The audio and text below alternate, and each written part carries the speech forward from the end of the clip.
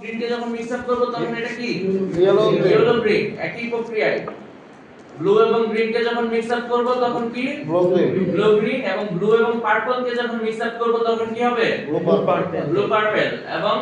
Red এবং পার্পলকে যখন mix up করব তখন কি হবে রেড পার্পল। তাহলে বুঝতেছেন সবাই? তাহলে এইখানে আরো কয়টা কালার তৈরি হয়েছে দেখেন তো একটা দুইটা তিনটা চারটা পাঁচটা ছয়টা আগে পাইছি কয়টা তাহলে ইন টোটাল কয়টা 12টা প্রাইমারিতে তিনটা সেকেন্ডারিতে তিনটা কালার এবং টারশিয়ারিতে ছয়টা কালার ইন টোটাল হচ্ছে 12টা এই যে 12টা কালার এই 12টা কালার মিলে তৈরি হয় কি কালার হুইল বা রঙের চাকা এবং আমরা এই যতগুলো কালার ডিজাইনে ব্যবহার করব অথবা আমরা চোখে দেখতে পাই সবগুলো কালার কি করতে পারি এই কালার হুইল দ্বারাই আমরা তৈরি করতে পারবো।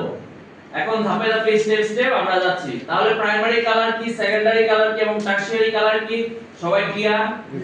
কারো কোনো কোশ্চেন? না সবাই পারবেন? জি শিওর? শিওর। আচ্ছা দেখি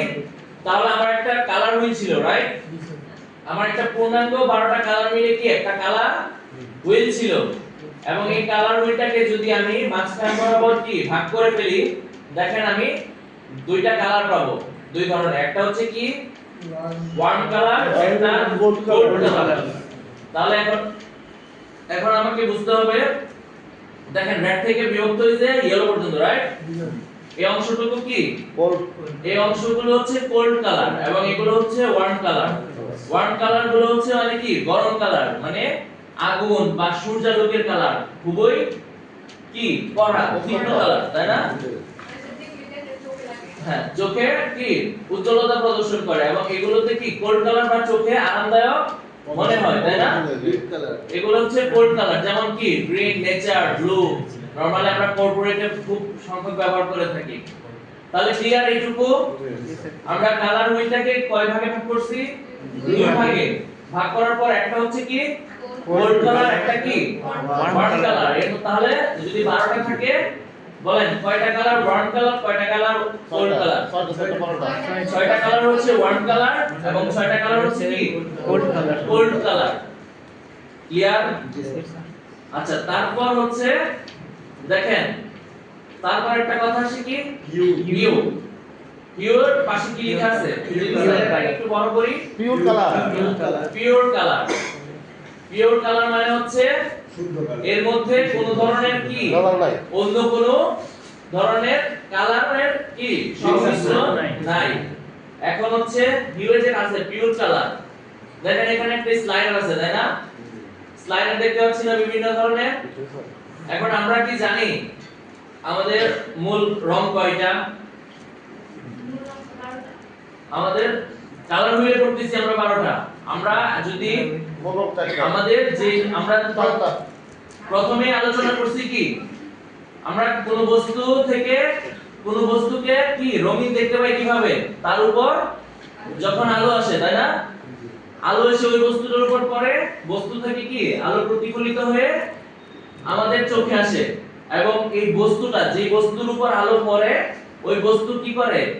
আলো কিভাবে যায় আলো কি সরাসরি হেঁটে চলে আসে না প্রতিফলিত করে যারা সায়েন্সে পড়ছে আলো বিভিন্ন কি তরঙ্গ দৈর্ঘ্য বা তরঙ্গের কি ওয়েভ আকারে আসে তাই না যারা সায়েন্সে এই বিষয়গুলো ভালো করে জানে তরঙ্গের প্যাকেট বা গুচ্ছ আকারে আসে এসে কি হয় ওই আমরা যে বস্তুগুলো দেখতেছি ওই নির্দিষ্ট বস্তুর উপর পতিত হয় তারপর ওই বস্তু কি হয় পতিত হওয়ার পর আমরা সর্বমোট কয়টা বিজ্ঞানী নিউটন আলোর মধ্যে দৃশ্যমান আলোতে মোট 60টি রঙের কথা বলছেন যে দৃশ্যমান আলোতে 60টি রং পাওয়া যায় বলতে পারবেন কেউ 60টি রং কি কি কালার 60টি রং হচ্ছে বেনি আসহ কলা মানে কি বলেন তো বেগুনি তারপরে কি নীল পরে আসমানি তারপরে কি প্রত্যেকটা রঙের কালার বলেন দেখি বেনি আসো সাথে বলো বেনিতে বেগুনি তাই না সবচেয়ে সবুজ তারপরে হতে হলুদ হলো তাহলে আমরা যে কালারগুলো পাই এই 7টা রং এই 7টা রং যখন একসাথে কি যখন কোনো বস্তুর উপর আলো পতিত হয় এবং বস্তু কি করে প্রথমত বুঝতে হবে আলো এসে পড়ে কোথায় বললাম বস্তুর উপর বস্তু কি করতে পারে এই যে 7টা রং আছে এই 7টা রঙের তরঙ্গ দৈর্ঘ্য থেকে সে কি সে চাইলে কি বিভিন্ন রঙের তরঙ্গ দৈর্ঘ্য কি করতে পারে শোষণ করতে পারে প্রতিফলিত করে বস্তু চোখে কি আসে করতে পারে রংকে শোষণ করে ফেলতে পারে শোষণ করলে কি হয় সে যে রংগুলোকে শোষণ করে ফেলে যদি এখানে আমি যদি বলি যে উনি কি ওখানে ব্লু পরে আছেন উনি ব্লু পরে আছেন তাহলে কি হইছে ওনার টি-শার্টটার উপর 7টা রঙই পড়ছে তাই না 7টা রঙের আলো পড়ছে কিন্তু ওই টি-শার্টটা কি করছে বাকি যে 6টা কালার আছে সেই কালারগুলোকে অবজার্ভ করছে বা শোষণ করে ফেলছে করে শুধুমাত্র আমাদের চোখে আসতেছে কি ব্লু আমাদের চোখে আসতেছে শুধুমাত্র নীল রঙের তরঙ্গদৈর্ঘ্য যার ফলে আমরা কি দেখতে পাচ্ছি এখানে নীল দেখতে পাচ্ছি অথবা এখানে যদি গ্রিন দেখতে পাই তাহলে কি এই পর্দা থেকে বা স্ক্রিন থেকে আমাদের কি গ্রিন কালারটা কি হচ্ছে প্রতিফলিত এখানে অন্য বাকি রংগুলো কি করছে